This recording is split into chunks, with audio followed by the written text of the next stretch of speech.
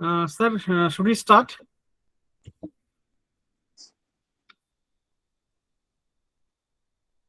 Sir, am I audible? Yes. Okay.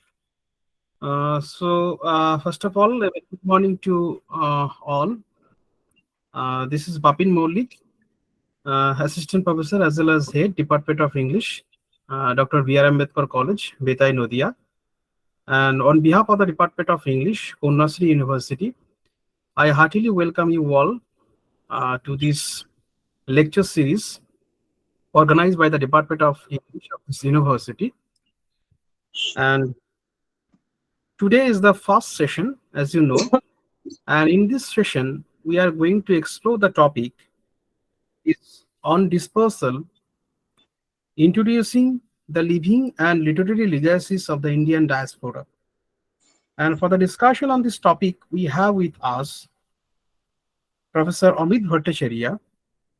And Professor Amit Bhattacharya is a professor of English at the Department of English, University of Gour Banga, Malda, West Bengal. He did his master's and PhD from the University of North Bengal. He has over 20 years of experience in teaching and research and has contributed more than 30 essays to journals and anthologies of critical essays in India and abroad. His areas of research include postcolonial studies, trauma studies, intersectionality studies, and spatial criticism. So, without further delay, I'd like to uh, hand over this virtual space to our resource person. Uh, Sir, over to you. A very good morning to all of you. At the outset, I must thank the organizers, my old friend, one-time student, Bapin Mullik, and the faculty members and the authorities of Konyasri University, Nodia, West Bengal, India, for giving me the space and time to share my impressions about a topic that is close to my heart. As Bapin has pointed out, the tentative title of my presentation today is going to be On Dispersal, Introducing the Living and Literary Legacies of the Indian Diaspora. First of all, I must point out that, as the subtitle suggests, this is going to be an introductory chapter, an introductory lecture, sorry. The target audience being composed of postgraduate students of the University of Konyasri University. I would like to first give you a thumbnail sketch of the terrain of diaspora studies, diasporic literature in general, and Indian diaspora studies, Indian diasporic literature in particular. See, the term diaspora has got an Old Testament connotation. Initially, it was associated with the exile of the Jews from Israel, Word diaspora, composed of two elements: dia, a preposition meaning through or across, and sperio, a verb meaning to scatter or to sow. Any standard dictionary will tell you that the diaspora is basically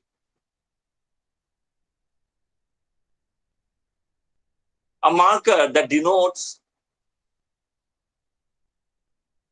the scattering or dispersal of a people, of a language, or a culture from one place to another, the place of origin being that in which there was a concentration of this. So from concentration to dispersal, the trajectory is one of scattering, like the scattering of seeds.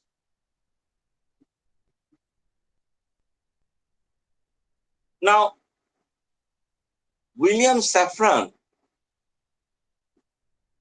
talks about 3 yardsticks that can easily help us recognize the diasporic formation. Dispersal from homeland, memory of homeland, and a feeling of solidarity among the ethnic groups scattered from the homeland and now living in a foreign land, a host land. So obviously, the word diaspora, the concept diaspora, hints at a process and a state. The process of dispersal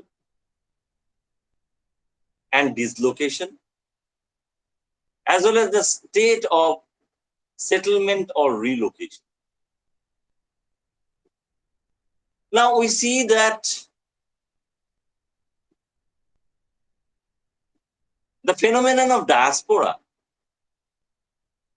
has down the ages been influenced by certain events and conditions, historical,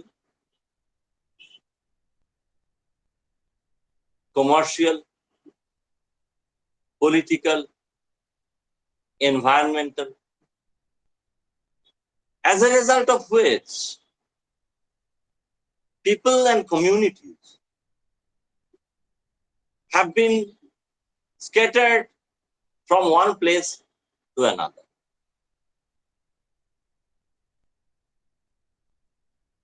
Based on the nature of dislocation and the nature of destination, diaspora has been divided into 4 categories. They are victim diasporas, labor diasporas, imperial diasporas, and last but not least, trade diasporas. You know, colonization, slavery, indenture, environmental degradation, all have in their own ways led to the dispersal of people from one place to another. And that's why,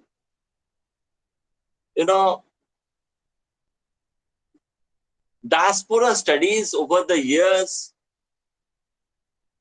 has become a vibrant field of knowledge and academic inquiry.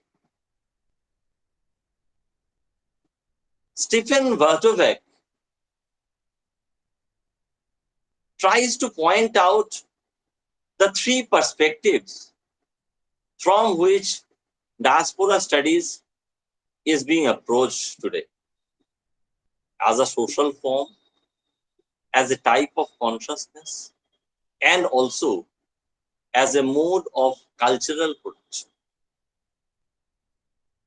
We know that at one time, the sun never set in the British Empire.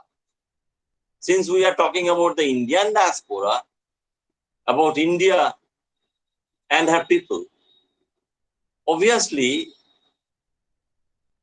the period of the British Raj can never be ignored in any discussion of the Indian diaspora.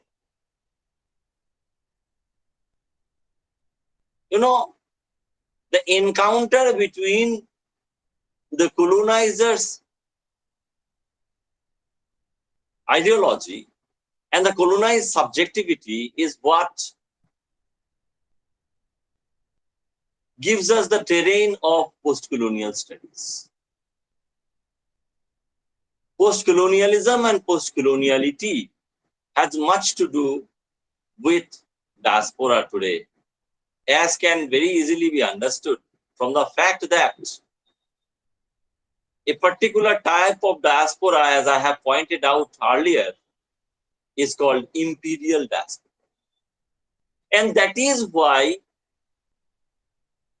large-scale dispersal of communities from colonies to the mother country and throughout the length and breadth of an empire, these things have led to the creation of Indian diaspora. When we talk about the Indian diaspora, a critic whose ideas we can never overlook, in fact, two critics. One will be Vijay Mishra, another will be Makarand Paranjape. In 2001, Makarand Paranjape had told us about a shift in the consciousness and expression of the Indian diaspora. He talks about the last 2 decades, meaning the 1980s and the 1990s, that led to a sea change in the apprehension and expression by, for, and of the Indian diaspora, whereby it had gained from a minority status a majority status. Here, Paranjape gives a disclaimer promptly. By majority status, he does not mean numeral superiority. Numerical superiority is not what he talks about by using the word majority. On the contrary, he talks about majority from the perspective of a growth, development of consciousness, whereby people of the Indian diaspora could, for the first time in the early years of the present century, they were able to look at themselves, the host land, and the homeland, meaning India, with detachment and a critical humor. In the process, they did not slacken or lessen their engagement and emotional attachment to the homeland. However, both in the host lands, like the United Kingdom, the United States of America, and other parts of the West, the Indian diaspora could reckon itself as a powerful social group. Here, the shift was gradual, but the shift was at the same time irreversible. As a result, from the point of rupture, the physical and temporal difference between the homeland and the hostland was slowly being supplanted by the point of juncture by way of a transnational consciousness, whereby the stress was not on what Vijay Mishra has termed the impossible mourning. On the other hand, networks, combinations, organizational synergy political muscle flexing, policy inputs, and a vibrant cultural and literary output. These came to distinguish and characterize the Indian diaspora. When we talk about the Indian diaspora, my dear friends, we have to understand that the spirit of Indianness in the Indian diaspora is at once ideological and idealist, whereby there is a kind of a notional stasis that is associated with the conceptualization of the Indian diaspora by its parts and members. Why am I saying this?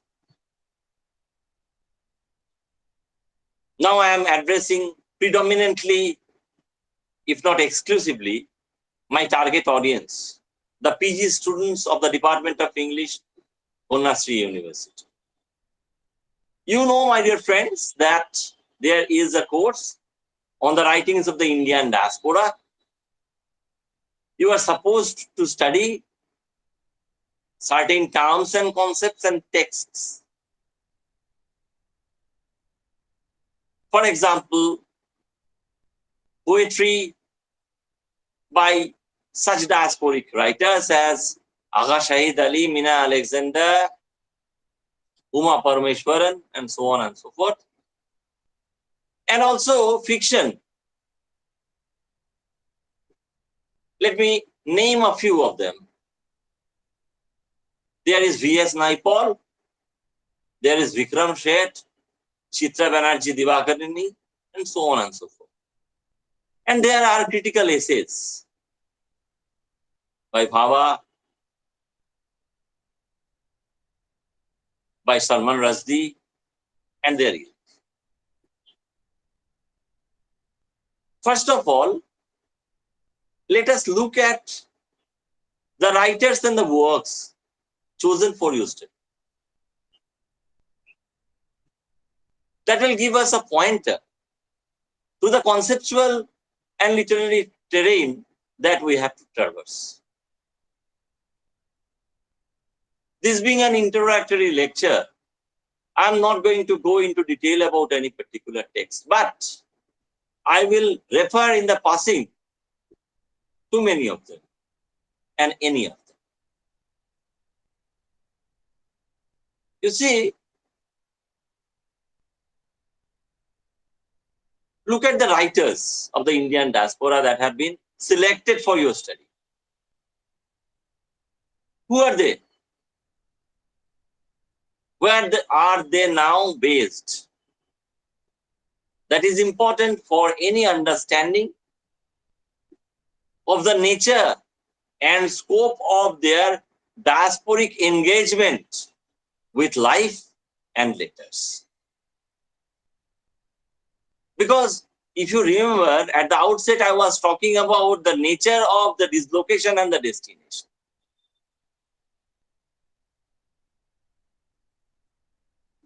I have also talked about the three distinct reasons that led to this dispersal, on which I am going to talk about. See, the basic reasons were, I am generalizing for the sake of convenience, three: political, historical, and professional. You know about slavery? In search of cheap labor, the West, as we have read in Africa by Rabindranath Tagore or Tagore, brought people from the so-called dark continent of Africa to the Americas and Europe. It led to a large-scale dispersal of communities and individuals. Obviously, they will fall under the head of victim diasporas. You think about the blacks, the African Americans, the black British, like Jackie Kay, a writer, Toni Morrison, and so on and so forth. Similarly, after the abolition of slavery, hapless, poor people, political personas non grata, troublemakers and criminals were spread to the length and breadth of the British Empire by way of what was then called and is also called now the institution of indenture, the coolie diaspora. You think about someone like V.S. Naipaul, whose ancestors were brought to the West Indies, the Caribbean islands, from India. V.S. Naipaul, my dear friends, is a Trinidadian British writer of Indian descent. You can talk about Sam Sullivan, you can talk about Davidin, and so on and so forth. You can talk about M.G. Vasanji, Brij V. Lal, and others. You see, their ancestors had been brought from India by way of an agreement which gave to them the dubious distinction of being called Girmitias, because agreement was pronounced as Girmit by often illiterate coolies. Similarly, we know that colonization and imperialism had led to not only an encounter between cultures, a clash of the cultures maybe, if you will, but also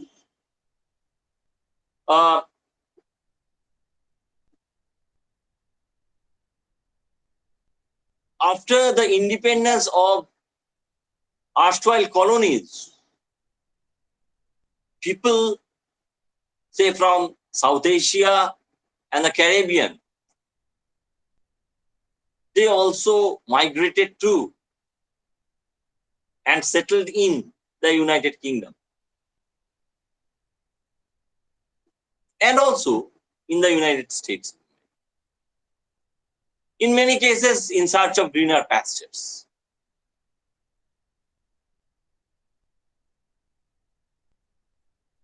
Now, why is diaspora consciousness important for us to study, being students of literature and the humanities? You know,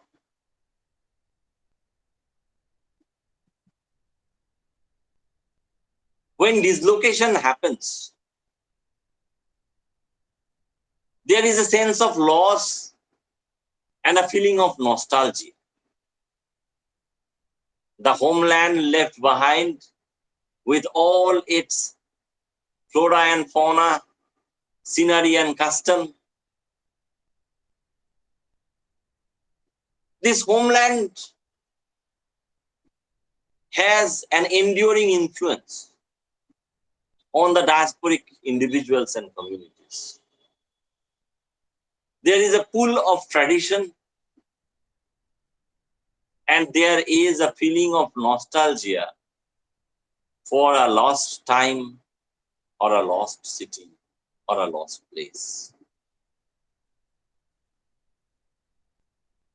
But in the diasporic consciousness, my dear friends, the homelands remain imaginary homelands, as Salman Rushdie has pointed out. Why? Because there has been a notional stasis. The remembered homeland has been caught at a spatio-temporal juncture that is destined to change over the years, but remain stubbornly static in the consciousness of the diasporans. At this point, I must tell you something about certain terms that are associated with and relevant to diaspora studies. For example, there is migration, meaning a large-scale dispersal or shift of habitat from one country to a foreign land. There is immigration. That means coming to a host land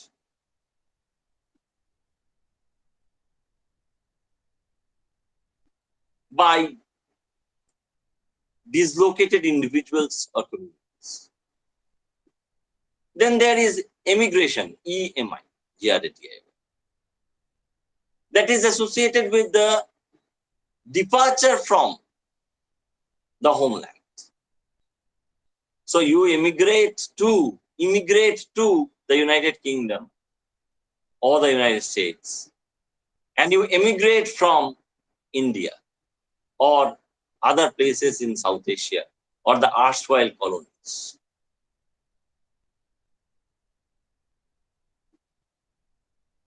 There is also a need to look at the nature of dislocation, whereby people are forced to go from one place to another if they are exiles or refugees. They seek refuge, they are exiled to foreign lands, banished for various reasons, chief among which may be political. Now,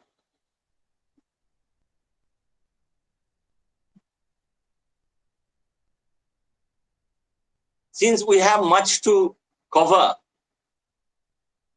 and at my back I always hear time swinging a chariot hurrying near, let me look at the texts. Then obviously we will have to come back to the important concepts of diaspora studies and the legacies of the Indian diaspora. What is the living legacy of the Indian diaspora? It is the change in the demographic pattern in the host lands. A substantial and unignorable ethnic group springs up in the host lands based on nationality. So there is unity in diversity. A Gujarati, a Bengali, a Tamil, and a Bihari may be brought together under the diasporic umbrella based on their shared Indianness. At the same time, they are often perceived to observe and perform their unique social customs as Biharis, as Tamils, as Kannada, or as Gujaratis. See, the literary legacy of the Indian diaspora is also very important for two reasons.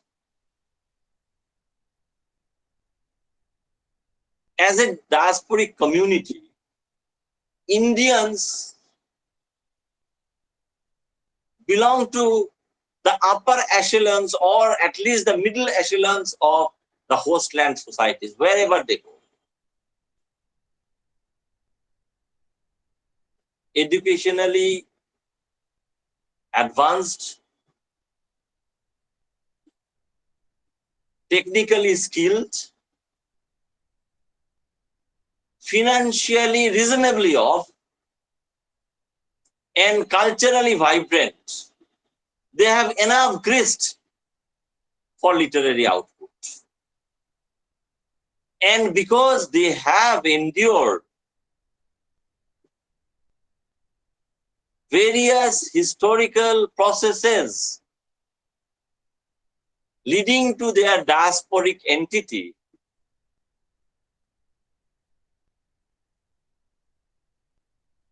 their themes are also very varied.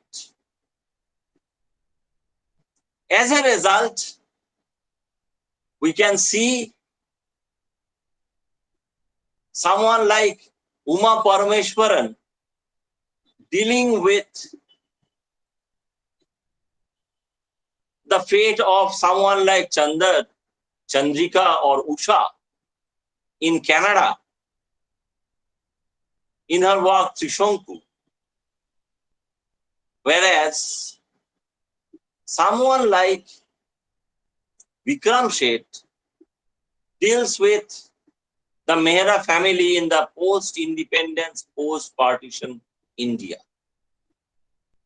Say 3 years after the independence, divided independence, and 2 years before the first general election in India. What I mean is, whereas Jhumpar Lahiri leads us to a description of her life and the life of her ilk in the host land, people like Chitra Banerjee Divakaruni can invoke the mythical past of India, or Bikram Sheth talk about a very, very clearly historical phase in Indian history after independence. You know, in Palace of Illusions, Chitra Banerjee Divakaruni has talked about the life story of a powerful mythical woman figure of Indian culture, namely Panchali or Draupadi.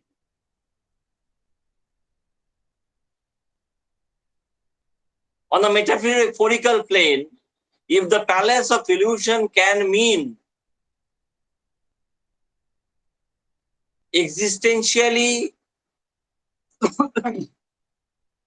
the illusion-driven expanse of life, then on the textual plane it can also mean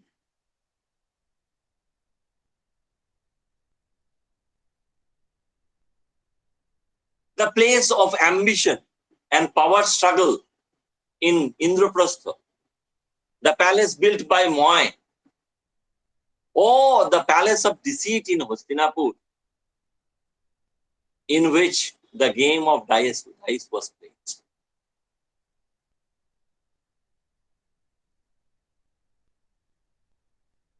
As I was telling you, the metrics of the diasporic literary creation is rich and varied. That's why someone who calls himself a Kashmiri American poet, I'm talking about Aga Shahid Ali, whose the nostalgist map of America is something on your syllabus and you are supposed to read it. You know, this is about a mature poet revisiting America after a temporary absence of, say, 10 years. He had visited America once with his father, and then he moves to America later on. You know, even though he leaves India, in such poems as Notes on the Sea's Existence, Eurydice or Eurydice, however you may pronounce it, or Medusa, a sense of loss, a sense of nostalgia, and yet at the same time, a feeling of resilience, upbeat optimism is discernible. Medusa talks of and on behalf of the marginalized, because mythically she was the other who had to be slain as a disruptive presence. The Lament of Eurydice is all about why and how the chance or opportunity of return could be thwarted in Notes on the Sea's Existence. We hear about the lost ancestor or the lost friend. In fact, the poet is lamenting the lost land of India in general and Kashmir in particular. Why is Trishanku important?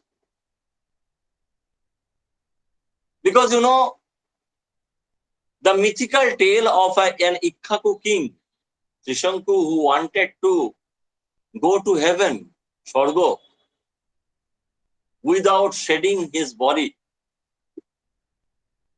is very, very relevant to the diasporic context.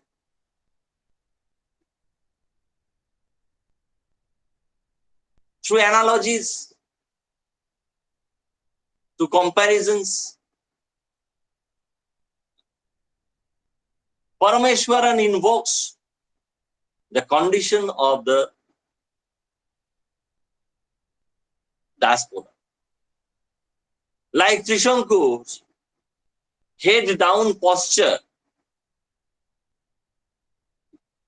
the social status of someone like Chandar, in spite of his educational and professional preeminence, is that of an at best tolerated and at worst resented outsider.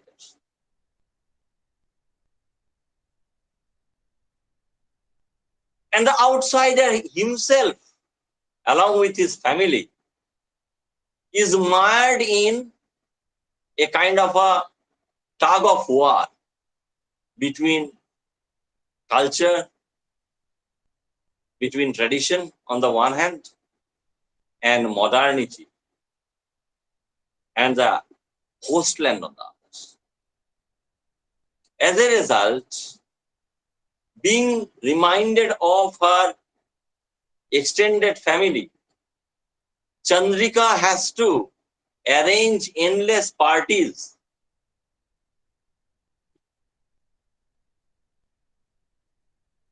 to retain her own tradition of hospitality in whatever garb she can, but also it is the diasporans' desperate attempt at socialization or embracing a kind of a urbanized, centralized modernity. And that is why Nina Alexander, in her House of a Thousand Doors, talks about the doors of memory.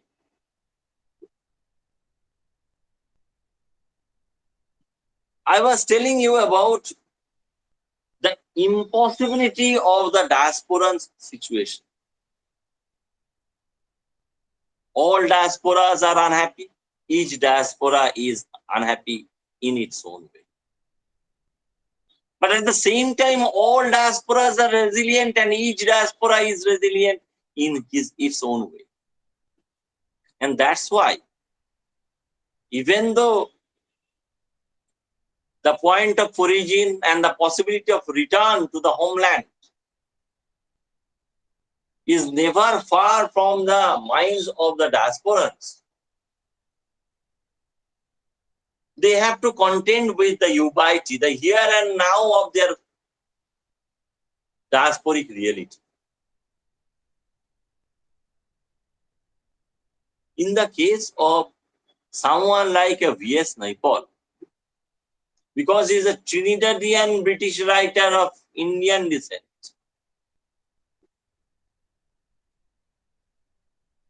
his situation is a bit complicated because in his case, home is the Caribbean islands, port of Spain or Trinidad.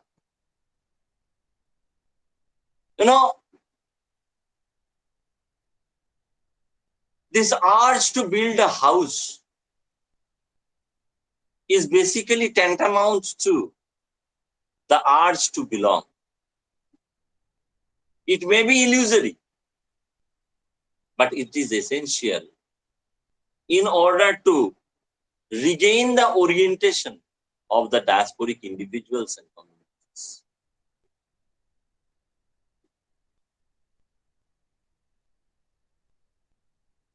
See, at this juncture, we have to come back to Indian diasporic writing, which in many cases, if not exclusively, often it is part of Indian writing in English. And that is why people who were never born or brought up in India, even some of them are included in the canon of Indian English writing. Why and how? Because here we are made aware of terms and concepts such as NRI or the non-resident Indian. You know, when I was telling you about the political muscle flexing and the policy decisions that the Indian diaspora has begun to acquire in the recent years and decades with its maturity and the increase in its power and prestige. You see,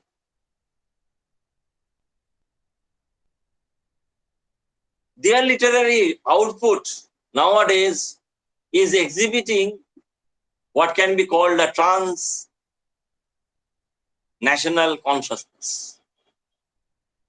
Why is it important in our study of the diaspora and diasporic writings? Because, you know, Indian diaspora in particular, and almost every diaspora throughout the world in general, has understood the need to remember but go beyond the point of rupture that diasporicity tends to entail. But the point of juncture, combination, connection, association, and leverage that transnational consciousness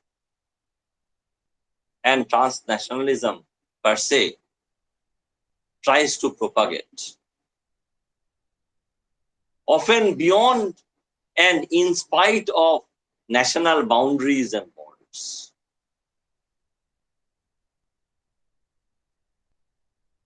Diasporic literature talks about trauma, both individual and collective.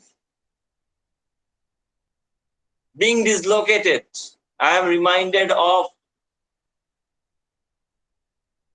Amitabh Ghosh's IB's trilogy, the IB's trilogy, whereby people from Bihar,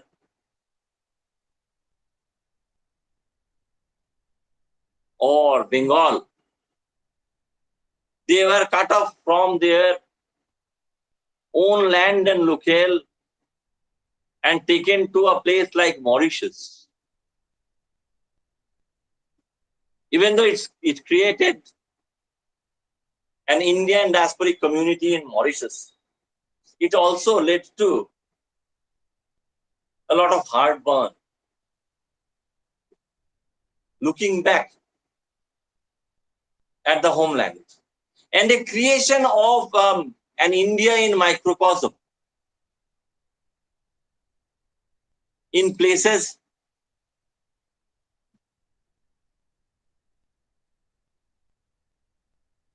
and also in households. Say the Tulsi house in Port of Spain, or the house of Mr. Biswas at the fag end of his life. It's a repository of remembrance of things past is what leads to diasporic consciousness on the one hand and diasporic literature on the other.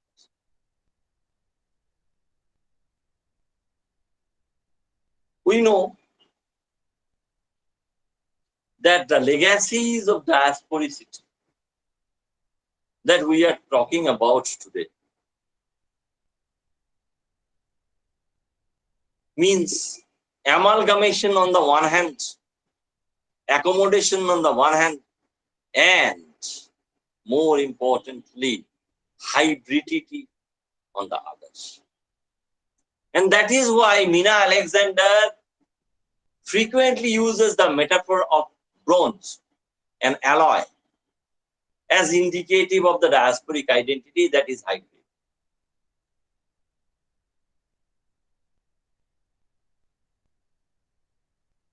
The fact that the homeland for the diasporans is a concept or a reality impossible to be retrieved.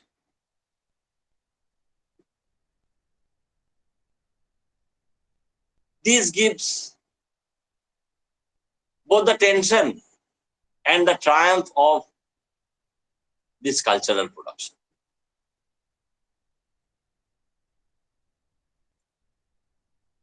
Be it the diasporic films, diasporic paintings, diasporic cuisine, or diasporic literature.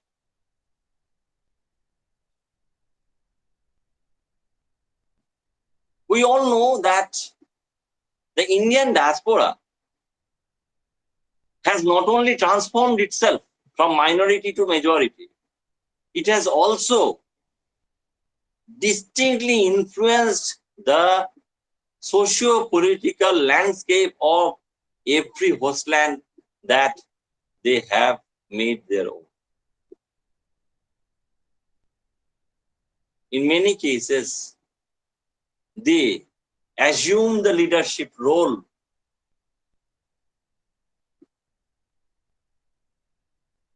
certainly in the case of South Asia, and also mostly in the case of Asia. And that's why Pan-Asianism is a thread or a strain that is discernible through the diasporic practice. Now, in any case of loss and deterritorialization, as Deleuze and Guattari have talked about, there is not only a sense of loss, but also an opportunity of celebration of this dislocation or deterioration. That's why we can say that Indian diasporic writing and the Indian diaspora throughout the world may be told to have very enduring legacies that is sure to grow with the assumption of office, of power and trust by Indians, not only of national governments, but also of transnational networks, organizations, and corporations.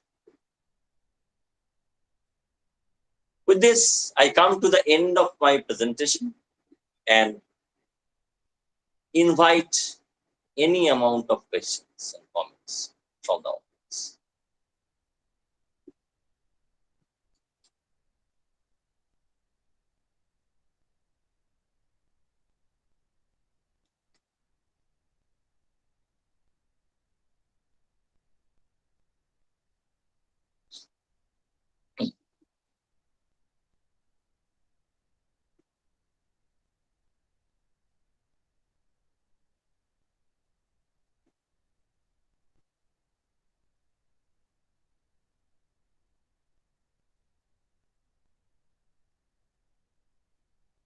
If you want to ask questions or give comments, you may unmute yourselves one by one.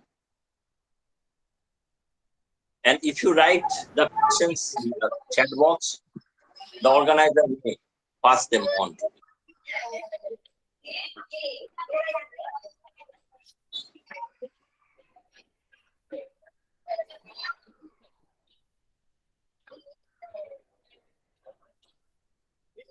So the floor is now open. You may ask question. That is there.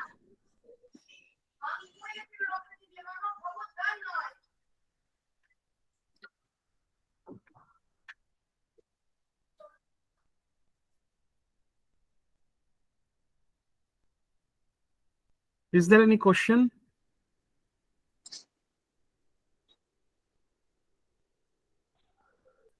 Sir, you said Indian legacy and gave examples of Bihari, Tamil, and Gujarati. Can you please explain it again? Well, that was just a kind of example, I said that, people have migrated, people have immigrated and created diasporic communities, yes, from India. Now, these Indians, they have gone from various states.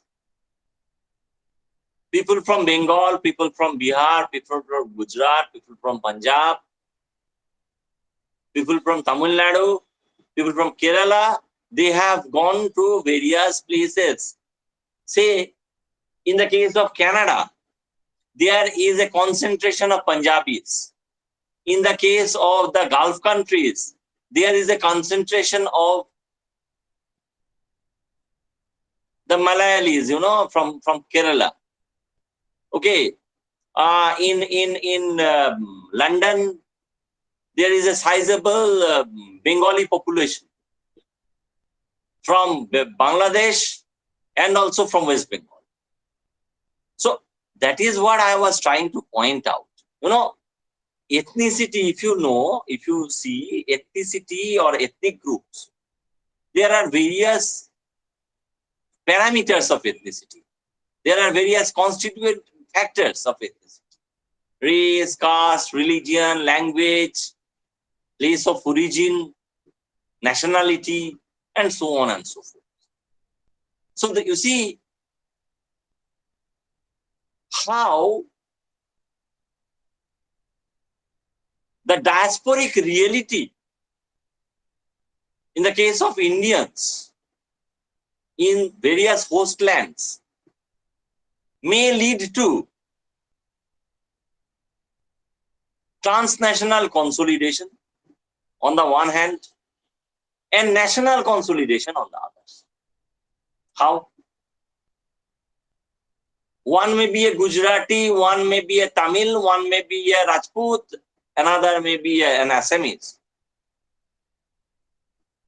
If they find one another, say in California, they may come together on the basis of their shared national consciousness and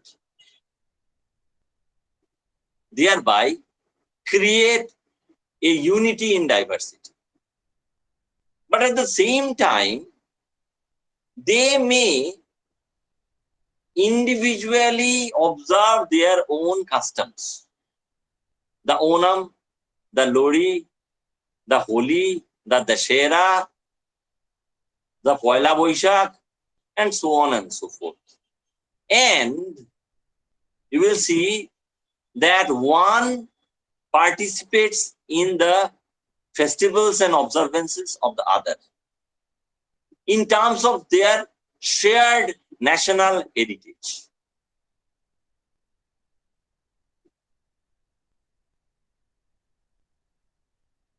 Any other question?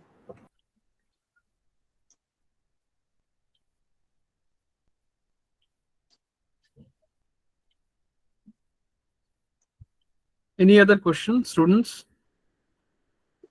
Sir, Yes. sir, please comment on the poem Fragile Places. This is not the place nor the time for comments on particular texts. If you want specific information or interpretation of specific text, you may later on contact me and I will talk about them, because not others of the audience, not all of the audience may be aware of a particular text.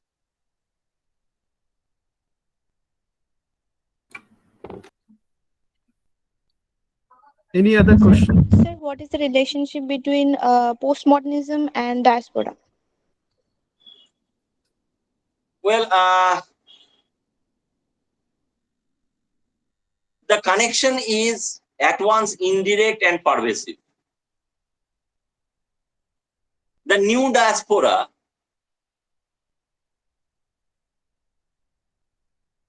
say from the end of the Second World War and also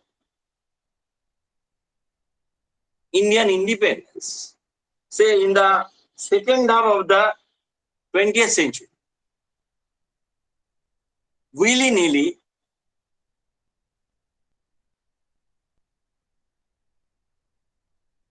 has lived in a postmodern time where or in which the principles of uncertainty, diffusion, the problematization and interrogation of the fixed center or fixed meaning, the interrogation of the megamyths and meta-narratives have also questioned the confines of such categories as nationality. And that's why there has been an uninhibited transaction between categories, whereby borders and boundaries, not only in geography, but also in culture and consciousness, have become very porous and in many cases blurred or sposto.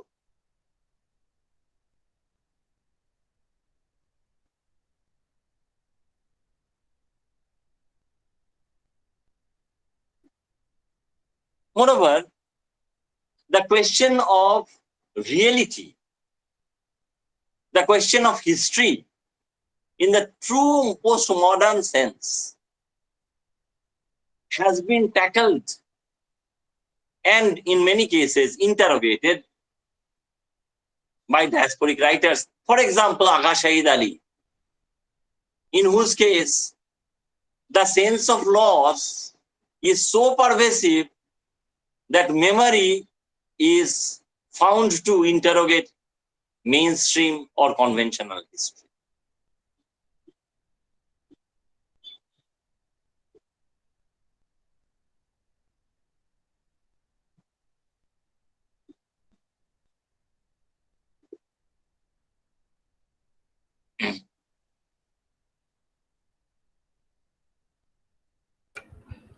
Thank you, sir. Any other question? Sir, Students? Yes. sir, before colonial period, there was also displacement through maritime or and caravan routes, but we don't get much literary evidence of that time. But it grows from colonial times. So what may be the reasons? There are many reasons. First thing, I'm going into detail about this. First thing, you have to understand that the volume of displacement has increased with the colonial times. Earlier also, there was trade and commerce, there was immigration from one place to another. But you know, the national consciousness was a bit lacking. And that's why if somebody went to, say,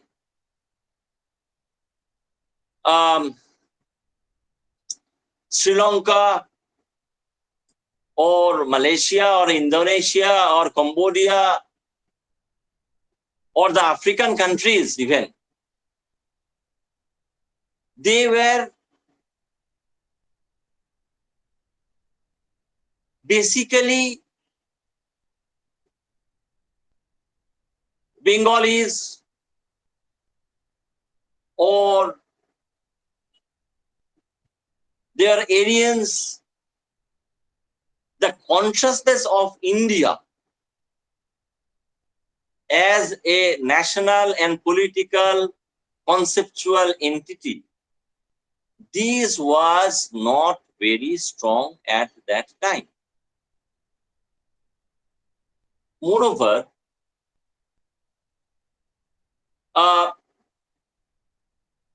in many cases, there were the people who went, they were sailors, they were traders, they were adventurers of fortune, maybe soldiers. They were so engrossed in their life struggles that they did not pay much heed to literary creation. This changed with the colonial times. Why? Because these places were parts of the British Empire, parts of an overarching political entity. People could go from one place to another relatively easily. And you know, there had been a transportation revolution. You think about the steamships, you think about railway. Later on, you think about the aeroplane. So obviously,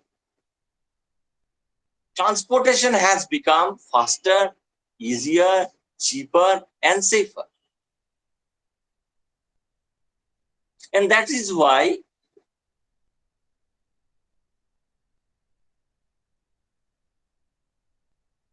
the diasporic displacements have grown in volume, in number. Similarly,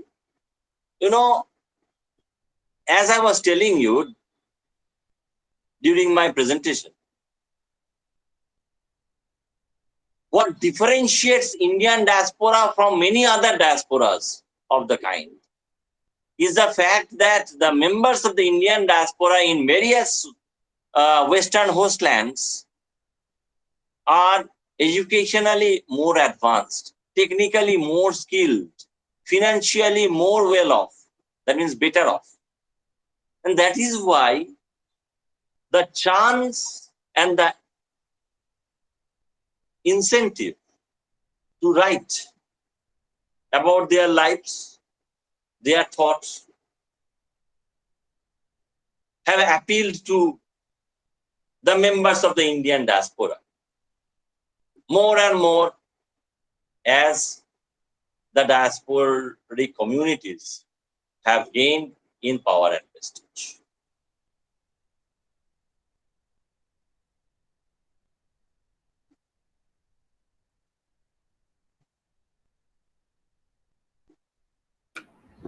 Thank you, sir. Is there any question, students?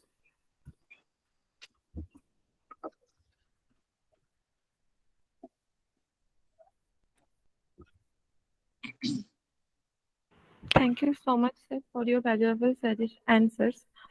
I have another question that how would you distinguish the colonial and post-colonial diasporic literature? What are the basic distinguish in their features, themes? You see, the thing is, thank you for this question. Now, first of all, we must understand one basic thing. Please try to understand this, that there cannot be specific, clear-cut boundary line of differences. Diasporic literature evinces certain characteristic features. But the stress falls on different places. In the case of colonial diasporic literature,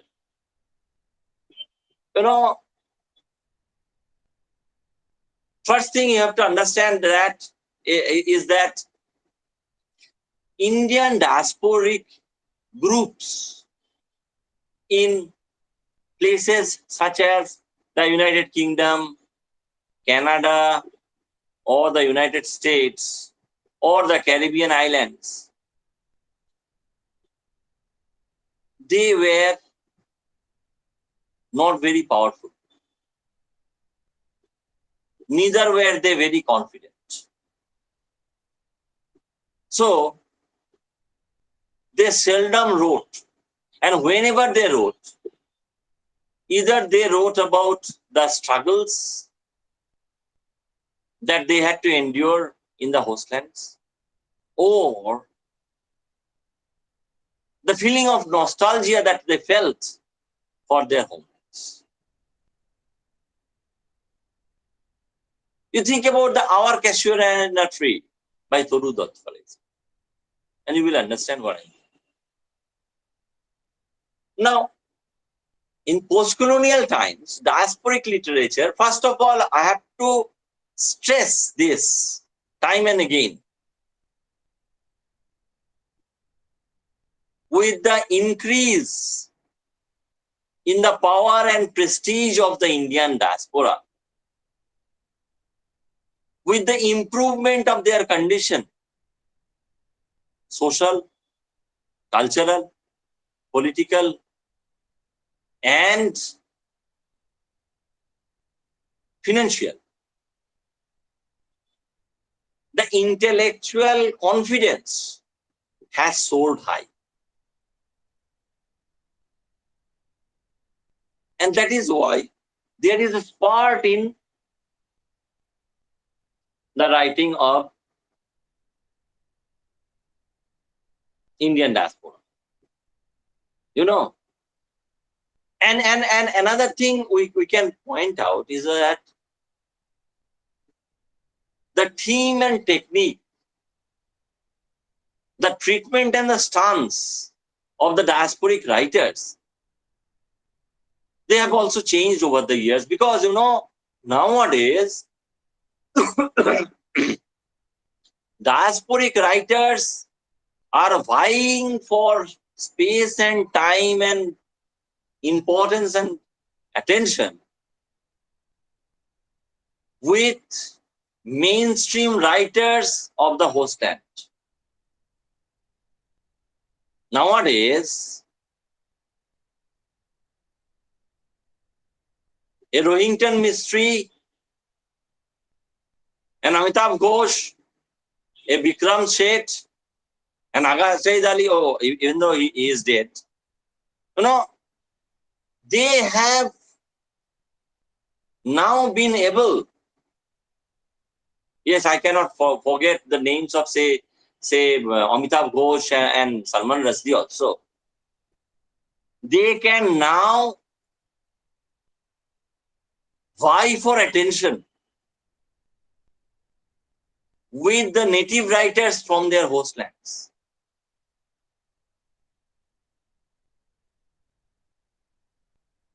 Now, a Salman Rushdie can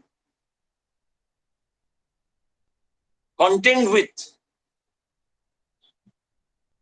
someone like a Thomas Pynchon for literary space and also for signing amounts. They have now become very major writers. And because you have asked this question, let me tell you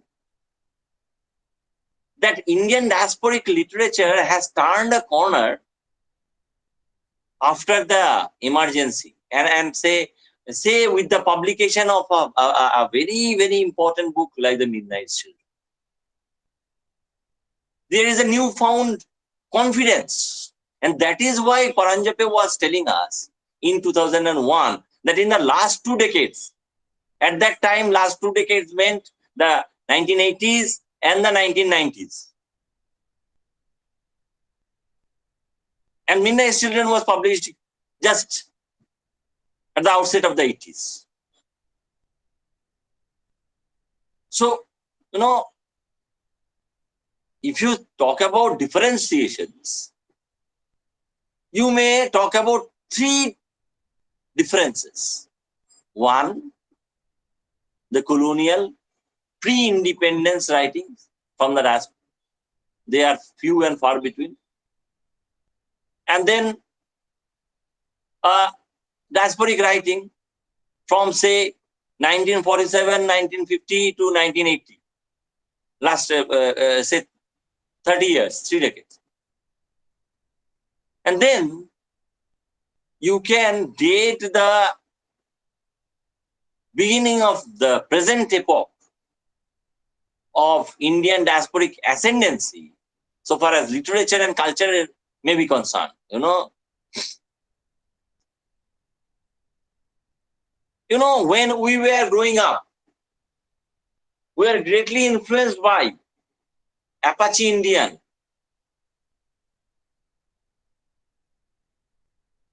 of obviously Indian descent. And people who lived in the foreign lands, in the hallowed lands of the West, that they had made it big, inspired and influenced a new generation of Indian academics, entrepreneurs who immigrated to the Western centers and made them their own.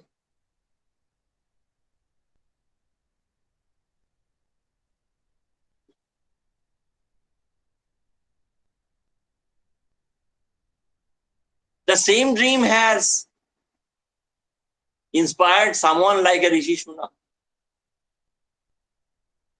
and so on and so forth.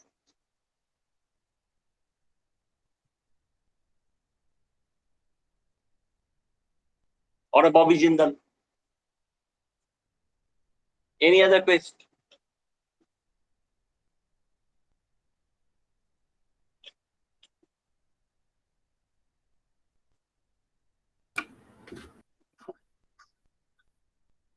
Thank you, sir. Any other question? Students? Sir, one of our participants has raised a question in the chat box, I think. Yes, please. If you read it out, I will answer. Try to answer.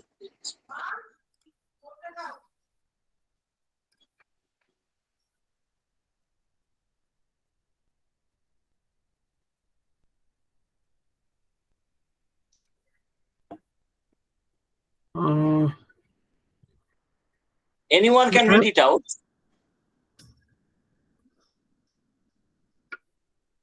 no, it is not shown right now. It's not showing. It is not showing. Okay, there may be a technical issue. Sir, what are the aesthetics values of diasporic literature in general? Yes. I wouldn't get it. Actually, it is coming in a flash mood.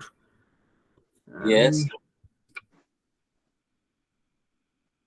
Well, who is asking this question? You can ask it. What are the aesthetic values of diasporic literature in general? Aesthetic value, the artistic value of diasporic literature. Yes. You know, that two things you have to understand. Diasporicity in the globalized context, is very, very common and very, very natural.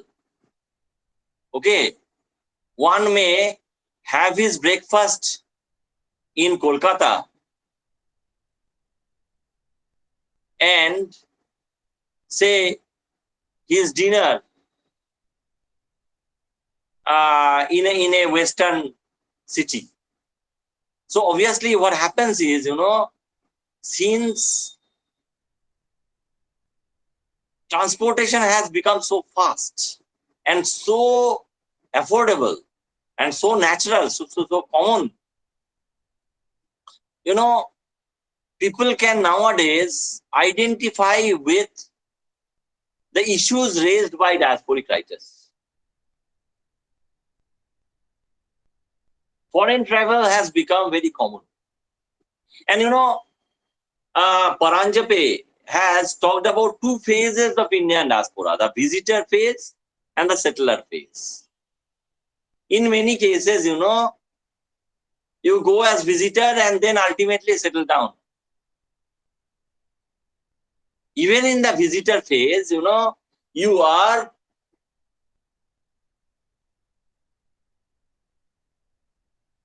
made or considered as a part of the Indian population in a particular country like the United Kingdom or Canada or the United States or Australia for that matter.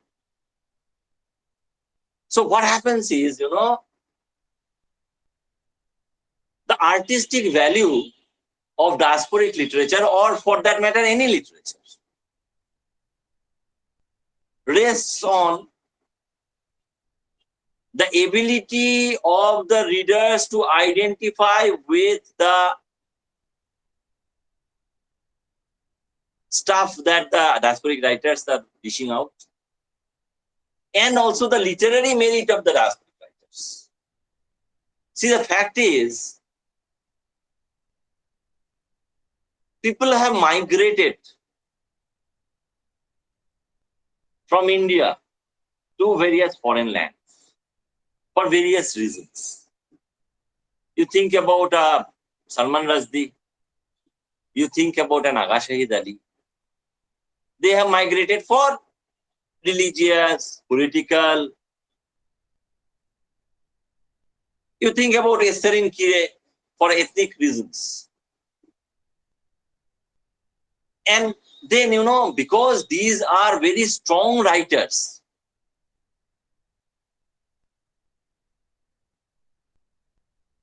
their addition to the diasporic camp has led to an improvement in the quality of diasporic literary output. As a result, the power and prestige and the presence of diasporic literature has increased over the years. What did they talk about? I have already told you. They talk of memory and about memory. The rite of passage, the transit, and then obviously the relocation. After dislocation and transit, there is also relocation. So that relocation is also important. Now, if you read the Ibis trilogy, it talks about the transit, the sea passage, say, in Sea of Poppies. Much of it is about the journey of the Ibis from Kolkata to Mauritius. And then if you read the River of Smoke, no, there is no definite article. River of Smoke. There is a passage, a very extended passage of diasporic reminiscence of Diti and her family in Mauritius, long after they had resettled in Mauritius.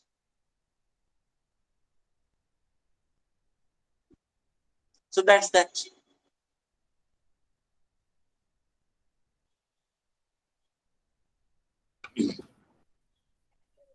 Thank you, sir. Any other question? Sir, Yes, Shushmita. diaspora a space of greater freedom for the immigrant women of the third world countries? I'm not getting your point. Is diaspora a space of greater freedom for the immigrant women of the third world countries? No generalization is possible. Why? In some ways, there is an increase in freedom. Why? For two reasons. One,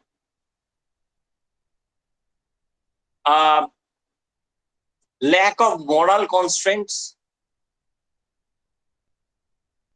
with the slackening of traditional moorings and the exposure to Western values and societal realities.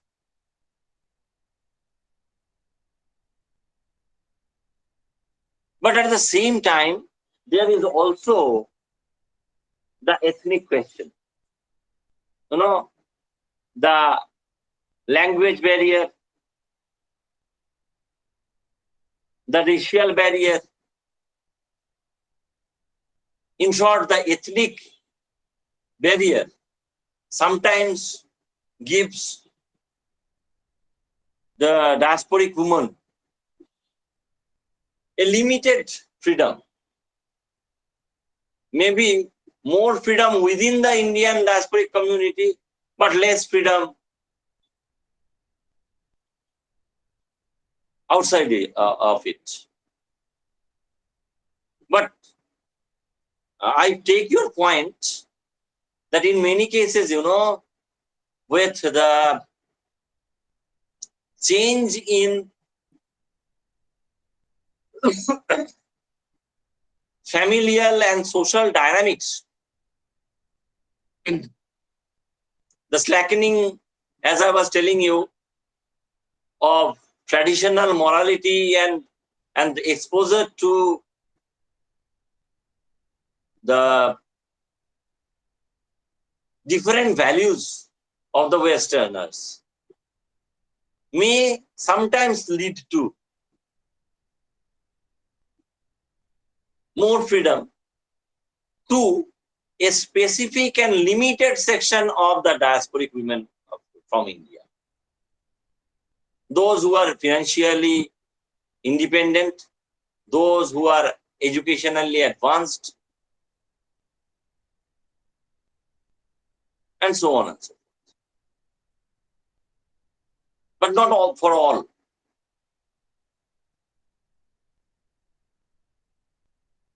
Yes.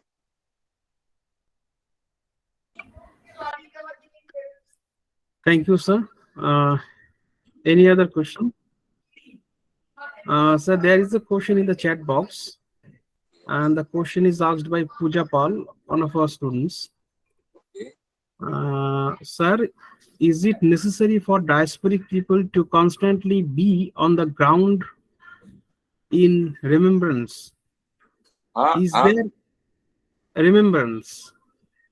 I couldn't get it. Is it necessary for the diasporic people to constantly be on the ground in remembrance? The question is not clear, but what I can make out. She has also asked something. It is attached with the same question. Is there any indication in diasporic literature that diasporic people are enjoying the new community? Okay, good. Even though the framing of the question is defective, the thought behind the question is really remarkable. I must thank Pooja for this question. There are two parts to this question. Number one, are the diasporic people always nostalgic about their homeland? You, Pooja, you put them yourself into their shoes. You may suppose you are taken from Krishnanagar to California and become a part of the Indian diaspora. Well, you will talk about, you will think about Adhar Ghosh, you will think about Chunni. You will do that. You will think about Mayapur, you will think about Navadvip, very much. Donekhali and Fulia. But my dear friend, you will have to live in the present. Life in the diasporic context is full of fast-paced decisions and ability or readiness to change or adapt yourselves to the changed situation, different realities. So I can't say that they always enjoy their new communities, their diasporic ubiquity here and now. They do, and they do not.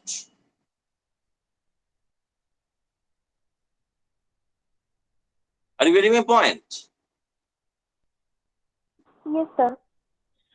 Why? Because sometimes they love the amenities, the medical facilities, the public works, and so on and so forth. But at the same time, they are subjected to hate crimes. You think about the 9/11 attacks.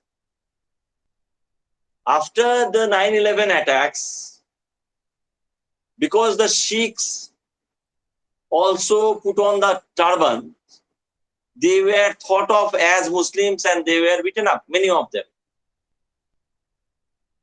So obviously,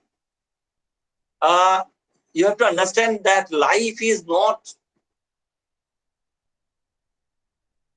to be put in any pigeonhole. It is shapeless, formless, amorphous. So whether you enjoy or endure, It is for every situation and every individual, every community, every group to feel and express.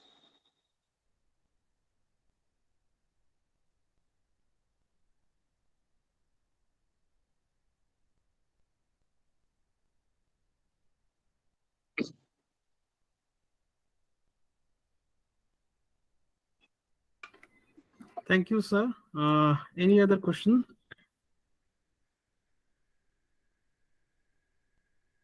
See, if you have questions, you can put them to me. I'm a teacher. I am not usually or easily tired out. Otherwise, we may call it a day.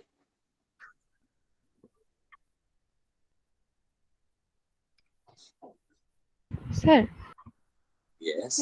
would you please shed some light on the use of myth in diasporic literature? What is its importance? Yeah. Uh, again, two specific and possible reasons are there. The reason may be individual, the reason may be collective. You see, sometimes we are reminded of a particular thing, a particular mythical figure. You know, if we historicize, we run the risk of censure and punishment, prosecution. If we mythicize, we often can escape punishment.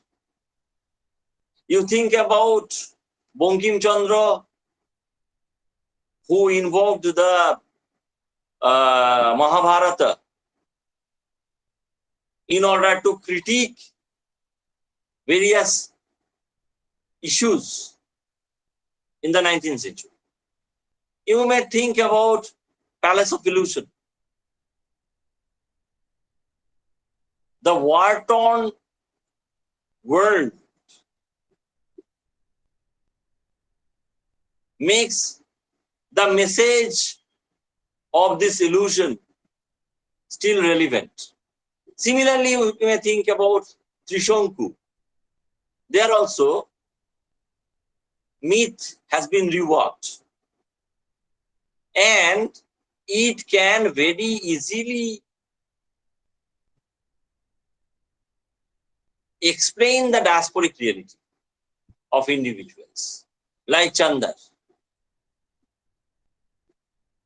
who is like a Trishonku, a mythical Trishonku in real life. Why? Because he is denied full accommodation into Swargo or Canada. So there is only a grudging acceptance. What happened? Vishwamitra, a powerful sage, had championed the cause of Trishonku. And when people like Indra, the king of the gods, did not allow him to enter Swargo, Vishwamitra took up his sword and found a place for him. But you know, in this case, Vishwamitra's blessing can be modernized into the academic excellence and professional eligibility of Chandar.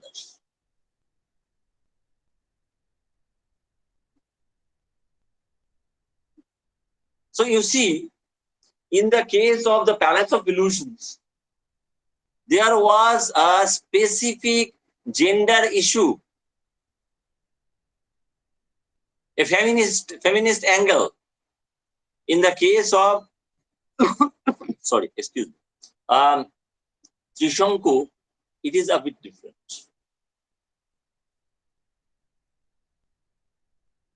So, myth is used not only to connect to the past, but also to explain the present and shed some light, at least exploratorily, tentatively, at future in the diasporic context.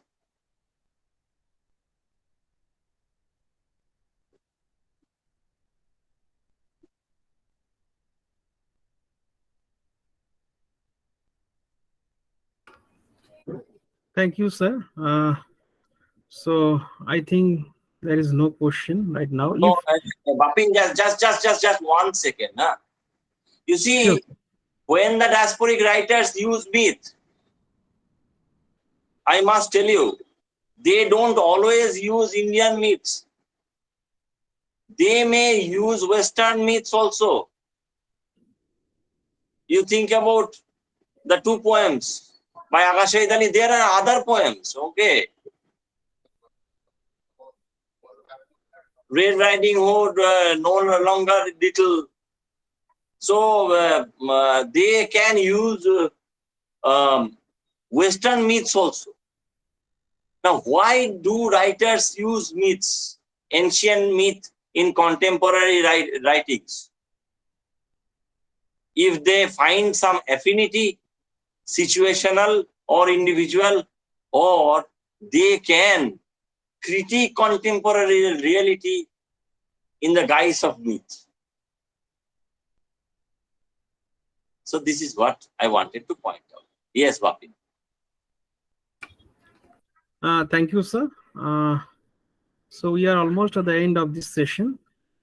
Dear participants, if you have any question, then you can you can forward the question to us, and we'll forward the question to our resource person. Any other question, sir? Just 1 second, Bapin. Again, one Yes, had sir. asked me a question about the fragile places. I give you my word of honor that I will forward some material and maybe my own opinions to Bapin later on. Okay, sir. Thank you, sir. Okay, so we are almost at the end of this session. Am I audible, sir? Am I audible, sir? Yes, you are. So on behalf of the Department of English, Purnasri University, it is my privilege to propose vote of thanks on this session. And I take this opportunity to express my gratitude to Professor Amit Bhattacharya for accepting our invitation and delivering such a wonderful, thought-provoking and enlightening talk. Professor Amit Bhattacharya has pointed out some important issues like dispersal, memory, feeling of solidarity by referring William Safran. And he has also pointed out some important concept that is victim, labor, imperial trade, colonization, environmental degradation, and British Raj by referring Vijay Misra, Makaran Paranjape.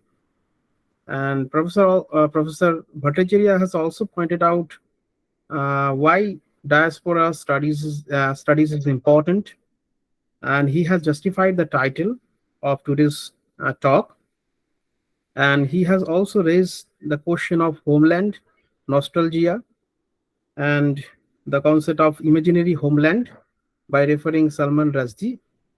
And he has also pointed out some critical terms, important terms, which are associated with diaspora studies, that is migration, immigration, emigration, and of course the concept of Trishanku. And I hope that the students of the Department of English, Purnasri University, they will start to think in a different manner after this lecture. And with this, and of course, I'd like to extend my heartfelt thanks to all the participants for showing interest to this special lecture and expressing their innovative ideas that make it dialogic on. And I also thank Dr. Devobroto Saha, Registrar, Konyasri University, for his constant help to organize such lecture.